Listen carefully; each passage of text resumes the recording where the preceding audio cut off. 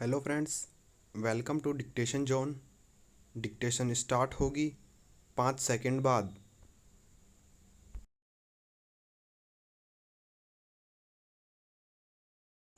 शर्मसार हो जाते हैं आम लोग जब बर्बरता और हैवानियत की सीमाएं लांघ कर दरिंदे किसी बच्ची का बलात्कार करने के बाद उसकी हत्या कर लाश को जला देते हैं ताकि उनकी दरिंदगी के सारे सबूत जल जाएं। मगर पिछले सप्ताह हमारे राजनेताओं ने याद दिलाया एक बार फिर कि आम लोगों की नुमाइंदगी करते हुए भी वे किसी और जाति के हैं। दिल्ली के एक शमशान में 9 साल की बच्ची गई ठंडा पानी लाने। कुछ देर बाद उसकी माँ के पास वहाँ के मंदिर का पुजारी आया और उसे शमशान में ले गया। उसकी बेटी की लाश को दिखाकर कहा कि उसको जल्दी से जलाना अच्छा होगा क्योंकि पुलिस अगर आएगी तो लाश को ले जाएगी और वे उसके अंग बेच डालेंगे। माँ अशिक्षित और गरीब है, लेकिन उसने अपनी बेटी का अंतिम संस्कार करने की इजाज़त नहीं दी।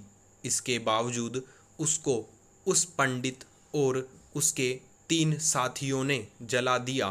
पैरा सो अगर कभी न्याय के लिए किसी अदालत के दरवाजे खटकाए जाएंगे तो साबित करना नामुमकिन होगा कि उस बच्ची के साथ बलात्कार हुआ था या नहीं।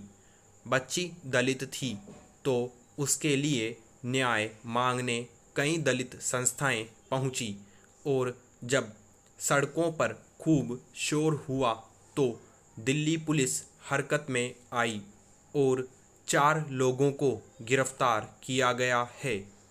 इस हादसे की खबर जब राजधानी के आला राजनीतिक गलियारों तक पहुंची तो राहुल गांधी गए बच्ची के गरीब माता पिता का दुख बांटने।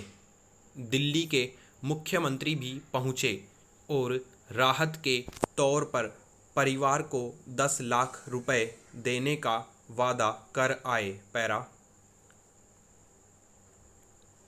ऐसा करके इन दोनों राजनेताओं ने कम से कम संवेदना तो दिखाई, जिसका गंभीर अभाव दिखा नरेंद्र मोदी के मंत्रियों में। प्रधानमंत्री ने पिछले सप्ताह कई बार ट्वीट करके भारत की महिला हॉकी टीम का हौसला बढ़ाया। एक ट्वीट में यह भी कहा कि उनसे प्रेरणा लेकर भारत की और भी बेटियां ऊंचाइयों तक पहुंचने की हिम्मत दिखाएंगी।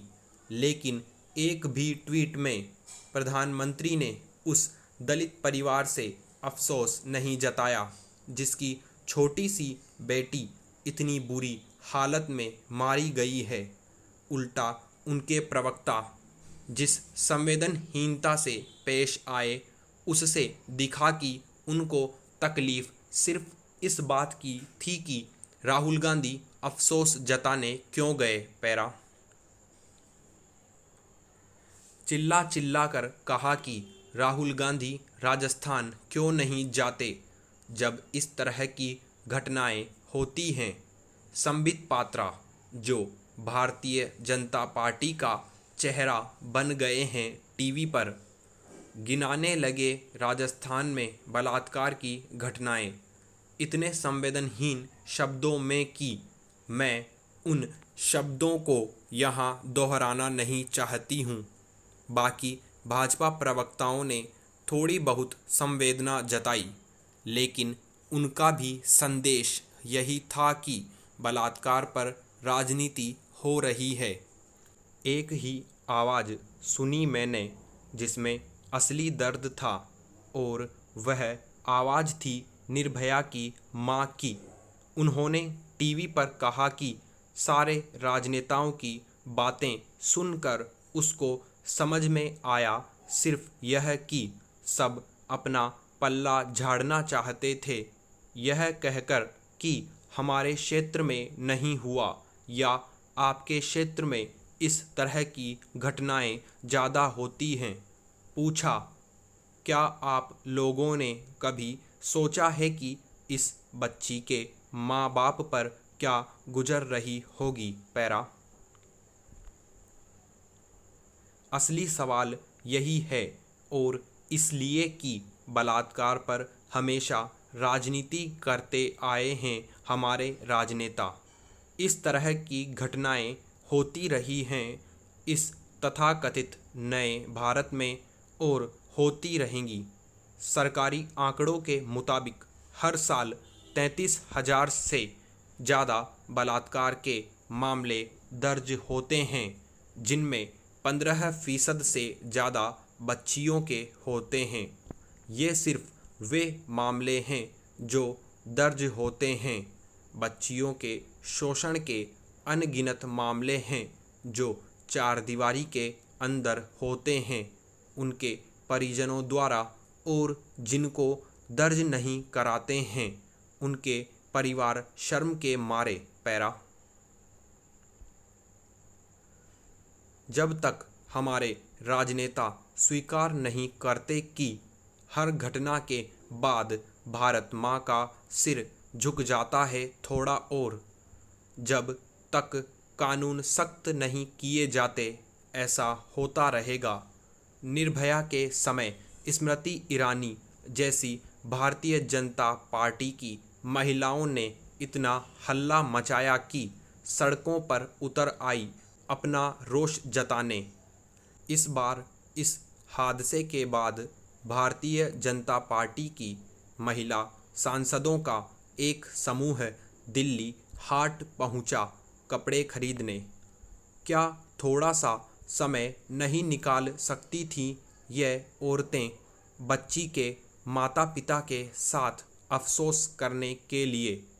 स्मृति ईरानी, जो इन दिनों महिला और बाल विकास मंत्री हैं, इतना तो कर सकती थीं कि ट्वीट करके अपना अफसोस जताती। पैरा। दिल्ली पुलिस आती है गृह मंत्री के मातहत, लेकिन उनसे भी हमने अभी तक अफसोस का एक शब्द नहीं सुना है। सच तो यह है कि इस तरह की घटनाओं का राजनीतिकरण हमेशा होता रहा है और होता रहेगा, जब तक हमारे सारे राजनेता स्वीकार नहीं करते कि उनकी जिम्मेवारी है इस तरह की बर्बर घटनाओं को खत्म करना। ऐसा कहना कि फलां राज्य में फलां दल की सरकार के तहत ज़्यादा बच्चियों और महिलाओं का बलात्कार होता है, साबित करता है कि बिल्कुल संवेदनहीन है हमारे शासक। अफसोस भी जताते हैं तो वह झूठा होता है। नतीजा यह कि भारत की बेटियां इस तरह दरिंदों के हाथों मरती रहेंगी, बावजूद इसके कि नरेंद्र मोदी ने बेटी बचाओ बेटी पढ़ाओ का नारा दिया है देश को। पैरा। अच्छा नारा है, लेकिन बेमतलब। जब तक देश की हर बेटी अपने आप को सुरक्षित महसूस नहीं कर सकेगी, हिंदुत्ववादी है वर्तमान भारत सरकार, सो अच्छा होगा अगर याद रखे चाणक्य की वह बात जो सदियों पहले उन्होंने कही थी, अच्छे कानून व्यवस्था की पहचान तब होती है जब एक वेश्या भी निडर और सुरक्षित तरीके से आधी रात को निकल सके देश की सड़कों पर।